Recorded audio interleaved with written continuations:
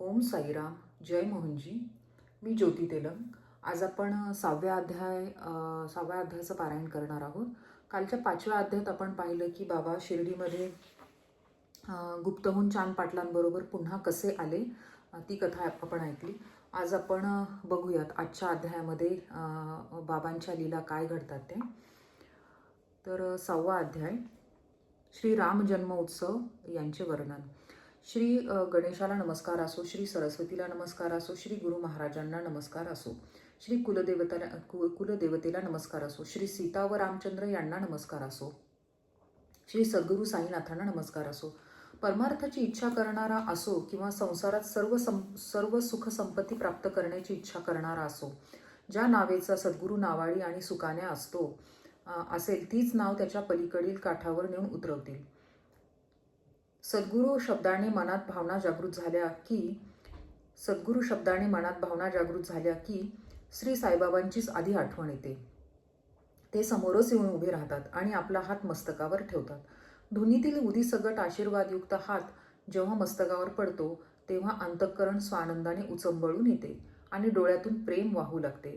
गुरूंच्या हाताच्या स्पर्शाच्या कौशल्याचे किती आश्चर्य की जो प्रलयाग्नीतही जळत नाही, त्या सूक्ष्म देहाला म्हणजे लिंगदेह, वासनायुक्त शरीर, मन, बुद्धी, 10 इंद्रिये व पंचप्राण इतक्या 17 तत्वांचा हा देह असतो. हा जळला म्हणजे त्या जीवाला पुनर्जन्म नसतो. आपल्या हस्तस्पर्शाने जाळून भस्म करून टाकतो. देवाच्या कथावार्ता चुकून निघाल्या तर ज्यांच्या डोक्यात तिडीक उठते आणि ज्यांच्या तोंडाची बेताल वटवट सुरू होते त्यांनाही स्थिरता लाभते. बाबांनी डोक्यावर त्यांचा कमळरूपी हस्त ठेवताच अनेक जन्मांची पूर्ण पिकलेली फळे म्हणजे फळ देण्यायोग्य तयार झालेली पापे धुवून जाऊन साईंचे प्रेमळ भक्त निर्मळ होतात. बाबांचे ते देखणे रूप पाहून कंठ अत्यंत आनंदाने दाटतो. डोळ्यांना आनंदाचा पाझर फुटतो आणि हृदयात अष्टभाव म्हणजे 8 प्रकारच्या मनाच्या अवस्था, घाम सुटणे, स्तब्ध होणे, अंगावर रोमांच उठणे, आवाज बिघडणे, शरीराला कंप सुटणे, शरीराचा रंग पालटणे, डोळ्यातून अश्रू वाहणे आणि शुद्ध हरपणे हे भाव प्रगट होतात. मी तोच म्हणजे ईश्वर सोहम आहे अशी वृत्ती जागवली जाते. स्वानंदाला प्रगट केले जाते आणि मी तूपणा जागच्या जागीच जिरवला जाऊन ऐक्यतेने अद्वैत मताचा दिमाख दाखविला जातो. पोथीपुराण वाचू जाता पावलोपावली सद्गुरूंचे स्मरण होते. राम किंवा कृष्णाच्या रूपात साईबाबाच नटतात आणि आपले चरित्र ऐकवितात. एकनाथी भागवत ऐकण्यास बसले असता साईच नखशिखांत श्रीकृष्णहून भक्तांचे हित साधण्यासाठी उद्धव गीत श्रीकृष्णाने यादव कुळातील आपला सखा व मंत्री उद्धव याला अवतार समाप्तीच्या आधी केलेला उपदेश गात आहेत असे वाटते. सहज गोष्टी करायला बसले असता तेथेही योग्य दृष्टांत देण्यासाठी अचानक श्री साईनाथांचीच कथा आठवते. कागद घेऊन लिहू म्हणता अक्षराला अक्षर जुळविता येत नाही, परंतु तोच म्हणजे साईच जेव्हा स्वतःच्या सामर्थ्याने लिहवितो तेव्हा लिहवत नाही. जेव्हा जेव्हा अहंभाव डोकावू पाहतो तेव्हा तेव्हा साईबाबा आपल्या हाताने त्याला तळाशी दाबून टाकतात आणि शक्तिपात करून म्हणजे आपले सामर्थ्य देऊन शिष्याला कृतार्थ करतात. काया वाचा व मनाने श्री साई समर्थांना लोटांगणी जाता धर्म अर्थ काम व मोक्ष हे 4ही पुरुषार्थ आपोआप हाताशी चढतात. कर्म ज्ञान योग व भक्ती या 4 मार्गांनी ईश्वराची प्राप्ती होते. हे 4 मार्ग 4 वेगळ्या बाजूंनी निघतात, तरी ते सर्व आपणाला आपल्या ठिकाणी परमपदाला पोहोचवितात. भक्ती ही बाभूळवनाची वाट आहे. खाचा खळगे फार बिकट असतात. ती एक एक पाऊल टाकता येईल एवढीच रुंद पण नीट सरळ असते आणि हरी निकट घेऊन जाते. काटा टाळून पाय टाकणे हाच सुलभ उपाय आहे. याप्रमाणे केले की आपले ध्येय सुरक्षितपणे गाठाल असे गुरु माऊलीने स्पष्ट सांगितले आहे. मनरूपी मळे जर भक्तिरूपी पाण्याने शिंपडले तर वैराग्य उठून येते. ज्ञानरूपी फुलांचा बहर येतो, कैवल्याचे फळ लागते, चित्सुख म्हणजे ज्ञानमय उफाळून येते आणि जन्म मरण निश्चयाने टाळले जाते. परमात्मा स्वयंसिद्ध आहे. तोच सत्य ज्ञान व आनंदयुक्त असा 3 स्वरूपाचा आहे. कारण निमित्ताने तो भक्तांना शिक्षण देण्याकरिता पूर्णपणे जागा होऊन प्रगट झाला. जसा हा त्रैगुण्य सत्व रज व तम या 3 गुणांनी व्यक्त झाला, तशी माया देखील क्रिया प्रयुक्त होऊन सत्व रज व तम या गुणांना चाळविते आणि आपले गुण चांगल्या प्रकारे प्रगट करते. मातीच्या विशिष्ट आकाराला घडा हे खरोखर नाव असते, परंतु घडा फुटला की नाव, रूप व विकार हे सर्व पार निघून जातात. हे सगळे जग मायेपासून उत्पन्न झाले आहे. परस्परांशी त्याचा कार्यकारण भाव आहे. खरे म्हणजे मायाच प्रत्यक्ष साकार होऊन जगाच्या रूपाने उद्भवली आहे. जगाच्या आधी मायेची स्थिती पाहिली तर तिला आकार नव्हता. परमात्म्याच्या रूपात ती लीन आणि परम अव्यक्तात जमा झालेली होती. व्यक्त झाली तरी परमात्म रूप आणि अव्यक्त असली तरी परमात्म रूप. एकूण ही परमात्म्याचेच रूप असलेली माया परमात्म्याच्या रूपाहून मुळीच भिन्न नाही. मायेने तमोगुणापासून जड म्हणजे हालचालीशिवायचे किंवा जीव नसलेले पदार्थ निर्माण केले. ही प्रथम क्रिया पूर्ण झाली. मग मायेच्या रजोगुणात परमात्म्याच्या चितगुणांचा मिलाफ झाला आणि म्हणजे या दोन्ही गुणांच्या तम व रज स्वाभाविक धर्मांमध्ये चैतन्याची खाणच उघडली जाते. अनेक प्रकारचे चर प्राणी उत्पन्न होतात. पुढे मायेच्या सत्वगुणाने बुद्धितत्व निर्माण केले आणि त्यात परमात्म्याचा आनंद गुण मिसळला गेला म्हणजे बुद्धिमान मनुष्य प्राणी उत्पन्न होऊन खेळाला संपूर्णतः येते. अशा प्रकारे माया महाविकारी असते, परंतु जोपर्यंत ती रूपांतराचा त्रास स्वीकारत नाही आणि वर सांगितलेले पदार्थ उत्पन्न करीत नाही तोपर्यंत ते त्रिगुण अव्यक्त असतात. गुणांना अनुरूप अशा क्रिया केल्याशिवाय माया व्यक्त होत नाही. जोपर्यंत ती क्रिया न करण्याचे धोरण आचरते तोपर्यंत ती अव्यक्त राहू शकते. हे जाणा, एकूण माया हे ईश्वराचे कार्य आहे. सर्वम खलु इदम ब्रह्म. दिसणारे हे सर्व ब्रह्मच आहे. हे तत्व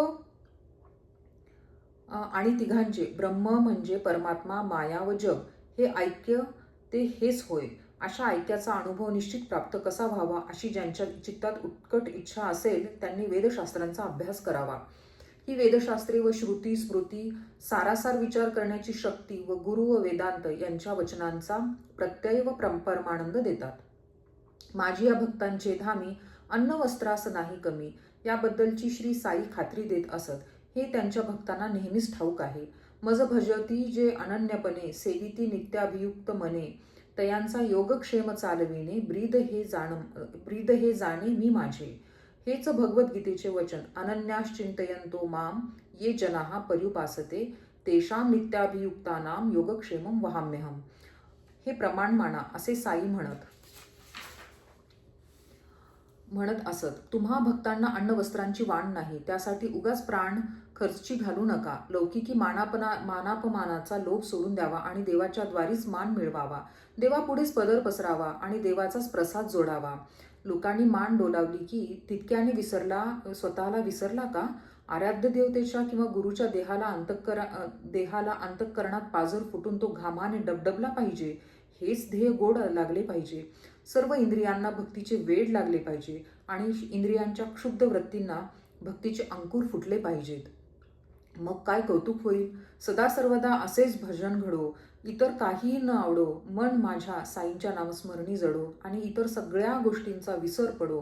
हे म्हणजे देह, गेह म्हणजे घरदार, वित्त यांचे भान राहणार नाही. चित्त परमानंदी जडेल आणि मन खात्रीने तटस्थ व अगदी शांत होऊन तृप्तही होईल.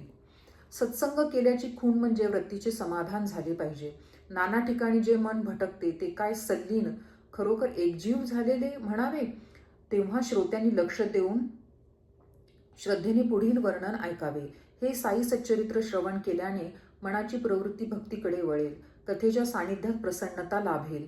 चंचल मनाला विश्रांती लाभेल व तळमळीची निवृत्ती होईल आणि अत्यंत सुखाची प्राप्ती होईल. आता पूर्वीच्या मशिदीच्या जीर्णोद्धाराच्या अनुसंधानाने रामजन्माच्या कथा कीर्तनाविषयीचे वर्णन पुढे चालवूया. एक भक्त गोपाळगुंड होते. त्यांची बाबांवर फार भक्ती होती आणि बाबांचे सतत नाव घेऊन ते वेळ घालवत असत. त्यांना संतान नव्हते. पुढे साईबाबांच्या प्रसादाने त्यांना पुत्ररत्न झाले आणि त्यांचे मन प्रसन्न झाले. एकदा गोपाळगुंडांच्या मनात आले की शिर्डी गावात दरवर्षी एक यात्रा आणि उरूस भरवावा, म्हणजे सर्वांना आनंद होईल. तात्या कोते पाटील, रामचंद्र दादा कोते पाटील, माधवराव देशपांडे वगैरे सर्व मुख्य मंडळींना हा विचार आवडला आणि ते तयारीला लागले. या वार्षिक उत्सवाकरिता एका नियमाचे बंधन होते. त्याकरिता जिल्हाधिकारी यांची संमती घेणे आवश्यक होते. त्यासाठी प्रयत्न करू जाता गावातील एक कुलकर्णी सरकारने आपला वसूल इत्यादींचा हिशोब लावण्यासाठी नेमलेला अधिकारी कुत्सितपणे उलटा गेल्याने कार्यात विघ्न उद्भवले. कुलकर्णी जो विरुद्ध गेला त्याचा काय परिणाम आला तो पहा. यात्रा शिर्डीस भरू नये असा जिल्ह्याचा हुकूम झाला. परंतु ही यात्रा शिर्डीत भरावी असे बाबांच्या मनात होते. त्यासाठी पूर्ण आशीर्वादयुक्त त्यांची आज्ञाही झाली होती. गावकऱ्यांनी पिच्छा पुरविला, जीवापाड यत्न केला आणि अधिकाऱ्यांनी हुकूम फिरवून सगळ्यांचा मान राखला. तेव्हापासून शके 1819 सन 1897 बाबांच्या संमतीने रामनवमीच्या दिवशी यात्रा ठरविली. तात्या कोते व्यवस्था पाहू लागले आणि यात्रा अपरंपार येऊ लागली. त्याच रामनवमीच्या दिवशी भजन पूजनाच्या समारंभासह ताशे, चौघडे, वाजंत्र्यासह यात्रा चोहीकडून व भरपूर येऊ लागली. दरवर्षी 2 नवी निशाणे समारंभपूर्वक मिरवत आणून मशिदीच्या कळसाला बांधली जातात आणि शेवटी तेथेच रोवली जातात. एक निमोणकरांचे तर दुसरे दामू अण्णांचे अशी 2 निशाणे थाटामाटात मिरवली जातात आणि मग मशिदीच्या कळसाच्या टोकावर फडकवत ठेवली जातात. पुढे या उरसापोटी रामनवमीचा उत्सव कसा उद्भवला ते आश्चर्यकारक कथानक ऐका. हा रामनवमीचा उत्सव म्हणजे शिर्डी गावाचा आत्मानंद देणारा मान सन्मान आहे. शके 1833 सन 1911 साली रामनवमी प्रथम झाली आणि उरसापोटी जन्माला आली आणि तेव्हापासून अखंड चालत आहे. प्रसिद्ध कैलासवासी कृष्ण जागेश्वर भीष्म यांच्यापासून या कल्पनेचा उगम झाला. त्यांना वाटले राम जन्मोत्सवाचा आरंभ करावा, सर्वांना फार हितकारक होईल. तेथपर्यंत केवळ उरूस यात्राच पुष्कळ प्रमाणात भरत असे. त्यातूनच हा राम जन्माचा गोड उत्सव त्या साली उदयास आला. एकदा भीष्म वाड्यात स्वस्थ चित्ताने बसले असता काका महाजनी पूजा साहित्यासह मशिदीत जाण्याला तयार झाले. मनात साई दर्शनाचा हेतू, त्याचबरोबर त्यावर उरुसाचीही मौज म्हणून काका उत्सवासाठी आधीच एक दिवस शिर्डीत हजर झाले होते. योग्य वेळ पाहून भीष्मांनी काकांना विचारले, माझ्या मनात एक चांगला विचार आला आहे, मला मदत कराल का? येथे दरवर्षी उरूस भरत असतो. रामजन्माचा हा दिवस आहे, तेव्हा राम जन्मोत्सव संपादनाची ही संधी अनायासाने आलेली आहे. काका महाजनींना हा विचार आवडला. ते म्हणाले, घ्या बाबांचा होकार, त्यांच्या आज्ञेवर सर्व काही आहे. कामाला लागायला मग उशीर नाही. परंतु उत्सवाला कीर्तनाची जरुरी असते. तो प्रश्न उभा राहिला. खेडेगावी हरदास म्हणजे कीर्तनकार कुठला सापडायचा, ही एक अडचण उभी राहिली. भीष्म म्हणाले, मी कीर्तन करीन, तुम्ही पेटीचा सूर धरा. राधाकृष्णाबाई वेळेवर सुंठवडा तयार करतील. चला की मग बाबांकडे. शुभ कार्याला विलंब लावला की काहीतरी अडचण उभी राहते. शुभ कार्याला शीघ्रत्वाची जोड दिली की ते हातोहात साधले जाते. चला आता कीर्तन करायची आज्ञा घेण्यास आपण जाऊया. असे बोलून ते दोघे लगेच त्यावेळी मशिदीत येऊन पोचले. काकांनी पूजेला आरंभ करताच बाबांनीच प्रश्न केला की वाड्यात काय चालले आहे, पण काकांना विचारणे सुचले नाही. तेव्हा लगेच बाबांनी तोच प्रश्न दुसऱ्या तऱ्हेने भीष्मांना विचारला, का हो बुवा काय म्हणत होते? तेव्हा काकांना आठवण झाली आणि त्यांनी मनात योजलेला हेतू सांगितला. बाबांच्या मनाला तो विचार आवडला आणि उत्सव करण्याचे निश्चित केले. दुसऱ्या दिवशी सकाळी बाबा लेंडीला गेलेले पाहून सभामंडपात पाळणा बांधला आणि कीर्तनाचा थाट केला. पुढे वेळेवर श्रोते जमले आणि बाबा परतले. काका पेटीवर येऊन बसले. इतक्यात बाबांनी त्यांना बोलावणे पाठविले. बाबा तुम्हाला बोलावित आहेत. हे शब्द ऐकताच काकांच्या पोटात धस्स झाले. काय झाले मनाला कळत नाही. कथेचा विरस न हो. बाबांचे निमंत्रण ऐकून काकांची तेथेच गाळण उडाली. बाबांचे मन क्षुब्ध का बरे झाले? कीर्तन निर्विघ्नपणे पार पडेल ना? काका पुढे चालत आणि मागे पाहत भीत मशिदीच्या पायऱ्या चढू लागले. पावले मंद मंद पडत होती. काका फार चिंताग्रस्त झाले होते. बाबा त्यांना विचारू लागले, हा पाळणा इथे कशासाठी बांधला? काकाने कथेचे तात्पर्य व उत्सवाची योजना सांगितली आणि ते ऐकून बाबांना आनंद झाला. मग बाबांनी तेथे जवळच असलेल्या निंबरातून म्हणजे कोनाड्यातून एक सुंदर हार घेऊन काकांच्या गळ्यात घातला आणि आणखी एक भीष्मांकरिताही दिला. पाळण्याचा प्रश्न विचारल्यावर मोठी काळजी उत्पन्न झाली होती, परंतु तो हार गळ्यात पडल्यावर सर्वांची काळजी दूर झाली.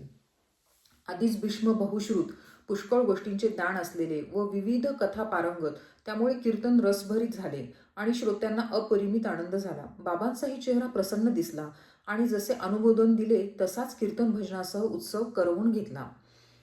रामजन्माच्या वेळी बाबांच्या डोळ्यात गुलाल पडला आणि कौसल्याच्या मंदिरात श्रीरामाऐवजी जणू काय बाबाच नरसिंह रूपाने प्रगटले. गुलालाचे केवळ निमित्त होते. रामजन्माचा तो आवेश होता. आता अहमरूपी रावणाचा नाश होईल आणि दूरवृत्तीरूपी राक्षस मरतील. बाबांना एकाएकी क्रोध आला. जणू काय प्रत्यक्ष नरसिंहाचेच रूप. शिव्या शाप सुरू झाले आणि त्यांचा भरपूर वर्षाव झाला. राधाकृष्णाबाई पाळण्याचे तुकडे होतील म्हणून मनात गडबडू लागल्या. तो कसा सुरक्षित राहील याचे त्यांना साकडे पडले. सोडा सोडा, लवकर सोडा, असा त्यांचा पाठीशी लकडा लागल्यामुळे काका तो पाळणा सोडायला पुढे सरकले. तो बाबा अत्यंत खवळले आणि काकांच्या अंगावर धावून गेले. मग पाळणा सोडणे जागीच राहिले आणि बाबा देखील शांत झाले. पुढे दुपारी आज्ञा मागितली असता बाबा आश्चर्याने म्हणाले, आता पाळणा कसा सोडता? अजून त्याची आवश्यकता आहे की? ही आवश्यकता तरी कसली?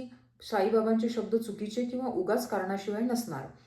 विचार केल्यावर लक्षात आले की उत्सवाची सांगता झालेली नव्हती. येथपर्यंत उत्सव झाला, परंतु जोपर्यंत दुसरा दिवस नाही उगवला व गोपाळकाला नाही झाला तोपर्यंत उत्सव यथास्थित संपूर्ण झाला असे म्हणू नये.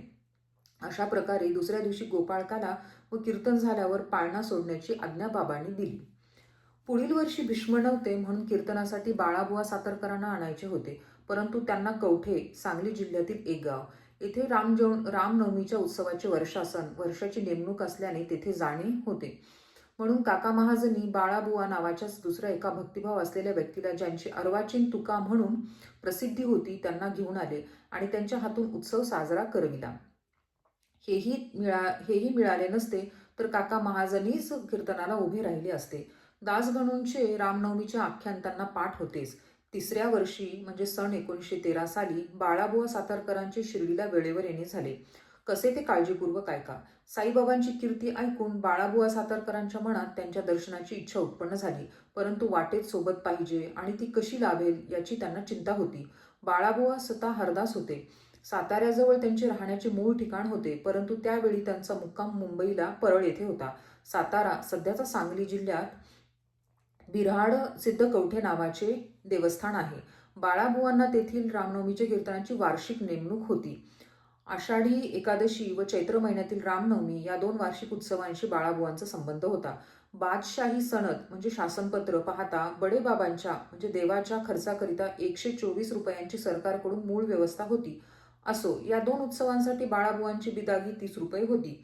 परंतु यावर्षी कवठे गावात महामारीची साथ आली आणि गावकऱ्यांवर कठीण परिस्थिती येऊन ठेपली. रामनवमी राहिली आणि तेथून बुवांना पत्रे आली की आता पुढच्या वर्षी यावे.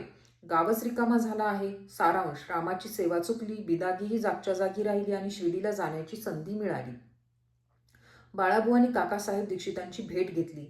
दीक्षित बाबांचे परमभक्त आहेत.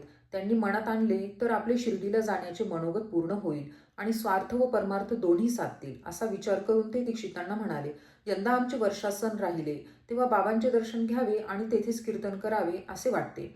त्यावर भाऊसाहेब म्हणाले, बिदागीबद्दल खात्री नाही. देणे न देणे बाबांच्या हाती असते. कीर्तनासाठी देखील त्यांची संमती लागेल. इतके संभाषण चालत असता काका महाजनी अवचित आले आणि शिर्डीचा प्रसाद व उदी वाटू लागले. बुवांना हा शुभ शकूनच वाटला. काका महाजनी त्याच वेळी शिर्डीहून आले. क्षेमकुशल वृत्त कळवून मग ते आपल्या घरी परत गेले. असो, पुढे दीक्षित बाळाबुवांना मोठ्या प्रेमाने म्हणाले, मी बाबांची संमती विचारेन आणि ती दिल्यावर तुम्हाला नक्की कळवेन. पत्र येतात शिर्डीला यावे. वाटखर्चाला न भ्यावे. त्यासाठी आपण न झिजावे. मनात निशंक असावे. पुढे दीक्षित शिर्डीला गेले. बाबांनी अनुमोदन दिले. मग बाळाबुवा शिर्डीत आले आणि त्यांनी इच्छिल्याप्रमाणे बाबांचे दर्शन घडले. साईबाबांनी देखील रामनवमीचा उत्सव सोहळा आपल्या समोर बाळाबुवांच्या हस्ते मोठ्या प्रेमाने व कौतुकाने करून घेतला. बाळाबुवांनाही मनात संतोष वाटला की चिंतिलेले कार्य पार पडले. साईबाबा देखील प्रसन्नचित्त झाले आणि सर्वांच्या इच्छा पूर्ण झाल्या. बाळाबुवांची बिदागी सुद्धा यथास्थित झाली. 150 रुपये घ्यायला आज्ञा झाली आणि बुवांना अमर्याद आनंद झाला. 5 वर्षांची कवठ्याची प्राप्ती एकाच उत्सवात बाबांनी दिली. मग बाळाबुवा का बरे खुश नाही होणार? त्यांनी बाबांचे आभार मानले. असो, पुढे सन 1913 नंतर एके दिवशी दासगणू शिर्डीत आले असता काकासाहेब दीक्षितांनी बाबांना विनंती करून दरवर्षीचा उत्सव त्यांना कायमचा देवविला. तेव्हापासून आजपर्यंत हा जन्मोत्सव अनेक वाद्यांच्या एकत्रित आवाजात व नामस्मरणाच्या जयघोषात उजविला जात आहे आणि पोटभर अन्न संतर्पणाने अन्न देऊन तृप्ती करण्याने महारा पोरांना, गावातील गरीब लोकांना आनंद होत असतो. समाधी मंदिराच्या महाद्वारावर मंगलवाद्यांच्या गजरात साई नामघोष मोठ्या हर्षभराने आकाशात भरगच्च घुमत असतो. गोपाळ गुंडांना जशी यात्रेबद्दल आणि उरसाबद्दल स्फूर्ती झाली, तशीच त्या जीर्ण मशिदीला गोंडस रूप आणावे अशीही त्यांना इच्छा झाली. मशिदीचाही जीर्णोद्धार खरोखर आपल्या हस्ते व्हावा असा फक्त गोपाळ गुंडांचा निश्चय झाला आणि त्यांनी त्यासाठी दगडही तयार करविले. परंतु या जीर्णोद्धाराचा योग गुंडांच्या भागी नव्हता. बाबांनी ते दगड शिर्डीतील गणपती, शनी व शंकर यांच्या देवळाच्या जीर्णोद्धारासाठी लावले. मशिदीच्या या विशिष्ट कार्यासाठी काही काळानंतर मनासारखा योग जुळून आला. बाबांच्या मनात हे कार्य नानासाहेब चांदोरकरांनी करावे आणि त्यानंतर मागाहून फरसबंदी काकासाहेब दीक्षितांनी करावी असे होते. तसेच पुढे घडून आले. आधी आज्ञा मागता थकले, मग म्हाळसापतींना मध्यस्थी घातले, तेव्हा बाबांनी अनुमोदन दिले. असो, जेव्हा मशिदीत एका रात्रीत फरशी झाली, तेथून मग दुसऱ्याच दिवशी बाबा गादीवर बसले. सन 1911 साली सभा मंडप झाला, पण त्यासाठी केवढा प्रचंड खटाटोप आणि महाव्याप. सगळ्यांचा थरकाप झाला. तेही कार्य अशाच रीतीने, अशीच सर्व परिस्थिती असताना एकाच रात्रीत भक्तांनी मोठ्या कष्टांनी पूर्ण केले. त्यांनी रात्री प्रयत्नपूर्वक खांब जमिनीत पुरावे आणि बाबांनी ते सकाळी उपटू लागावे. भक्तांनी मोका साधून पुन्हा दगड टाकून भरावे. अशा प्रकारे सगळ्यांनी थकून जावे. सर्वांनी कंबर बांधून कामाला लागावे. रात्रीचा दिवस करावा आणि अतिशय कष्ट सोसून मनाचा हव्यास पुरवावा. आधी येथे उघडे अंगण होते, तेथे एवढेसे पटांगण होते. काका दीक्षितांना वाटले, सभा मंडपासाठी ही योग्य जागा आहे. लागेल तितका पैसा खर्च करून लोखंडाचे खांब व कैच्या म्हणजे तिकट्या 3 तुळ्या एकत्र जुळवून केलेली त्रिकोणाकृती रचना आणून बाबा चावडीत गेलेले पाहून हे काम साधून घेतले. भक्तांनी रात्रीचा दिवस करून मोठ्या प्रयत्नांनी खांब जमिनीत दाटावे आणि चावडीतून परत येण्याचाच अवकाश की बाबांनी ते उपटून टाकण्याचा प्रयत्न करावा. एकदा बाबा अत्यंत रागावले. एका हाताने त्यांनी तात्याची मान धरली आणि दुसऱ्या हाताने एक खांब हलवून उपटू लागले. हलवून तो ढिला केला. तात्याच्या डोक्याचा फेटा काढला, काडी लावून पेटून दिला आणि रागाने खड्ड्यात टाकला. त्यावेळचे त्यांचे ते डोळे जणू काय विस्तवाचे गोळेच दिसत होते. समोर कोण पाहू शकेल? सगळ्यांचे धैर्य खचून गेले. मग बाबांनी लगेच खिशात हात घातला, 1 रुपया बाहेर काढला आणि तोही तेथेच टाकला. जणू काय तो सुमुहूर्तच केला. शिव्या शापांचा वर्षाव झाला. तात्या देखील मनात फार घाबरला की फार कठीण प्रसंग आला. हा प्रकार कसा झाला कोण जाणे. गावकरी आश्चर्यचकित झाले. हे काय आज दुश्चिन्ह? तात्या पाटलावरचे हे संकट कसे निवारले जाईल? पुढे भागोजी शिंद्यांनी धीर केला. हळूहळू पुढे सरकला. तोही आयताच सापडला आणि बाबांनी त्याला मनसोक्त चांगला बडविला. माधवरावही हाती लागले आणि तेही विटांचा प्रसाद पावले.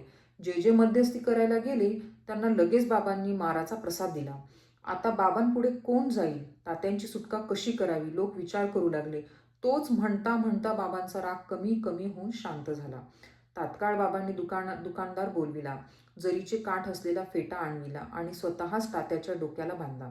जणू काय त्याला शिरपावच म्हणजे राजा किंवा सरदार यांनी कृपावंत होऊन दिलेले पागोटे, वस्त्र इत्यादी बहुमानाचा पोशाख दिला. लोक आश्चर्यचकित झाले की काय कारण या रागाला? तात्यावर हा हल्ला कशासाठी आणि बाबांनी ही आरडाओरड का केली? रागाला काय काय कारणाने ते चढले आणि पाहता एका मिनिटात प्रसन्नचित्त कसे झाले याचे यत्किंचितही कारण कोणाला निश्चितपणे कळले नाही. बाबा कधी शांत असत, प्रेमाने गोष्टी सांगत असत, तर कधी क्षण न लागता आणि निमित्त न लागता अचानक क्षुब्ध चित्त संतापलेले असत. असो, अशा या बाबांच्या गोष्टी एक सांगू जाता आणखी दुसरी आठवते. कोणती सांगावी आणि कोणती मागे ठेवावी हे कळत नाही आणि प्रपंचवृत्ती तर बरी नव्हे. मलाही आवड निवड करवत नाही. जशी या कथेला सवड मिळेल तशी ती श्रोत्यांची हौस व ऐकण्याची इच्छा पुरवील. म्हाताऱ्या लोकांकडून ऐकलेल्या पूर्वीच्या गोष्टी, साईबाबा, हिंदू की यवन, हे सर्व वर्णन पुढील अध्यात्म बुद्धीप्रमाणे करीन. दक्षिणेच्या निमित्ताने पैसा घेऊन तो मंदिराच्या जीर्णोद्धारासाठी कसा लावीत, धोती पोती खंडदुखंड करून शरीराचे कसे दमन करीत, दुसऱ्यांसाठी कसे कष्ट वेठीत आणि भक्तांची संकटे घालवीत, हे पुढच्या अध्यायात स्पष्ट होईल आणि श्रोत्यांना संतोष वाटेल. सर्वांचे कल्याण असो अशा प्रकारे संत सज्जन यांनी प्रेरणा केलेल्या भक्त हेमाडपंत यांनी रचलेल्या श्री साई समर्थ यांच्या सत्यचरित्राचा रामजन्म उत्सवादी कथन नावाचा अध्याय समाप्त झाला. श्री सद्गुरू साईनाथांना अर्पण असो. सर्वत्र मंगल असो. ओम श्री साईनाथाय नमः. ओम श्री गुरु मोहनाय नमः. अशा प्रकारे आजचा 6वा अध्याय आपण 6व्या अध्यायाचे पारायण पूर्ण केले आणि उद्या 7वा अध्याय कोणीतरी व्हॉलंटियर त्याचं पारायण करेल. धन्यवाद.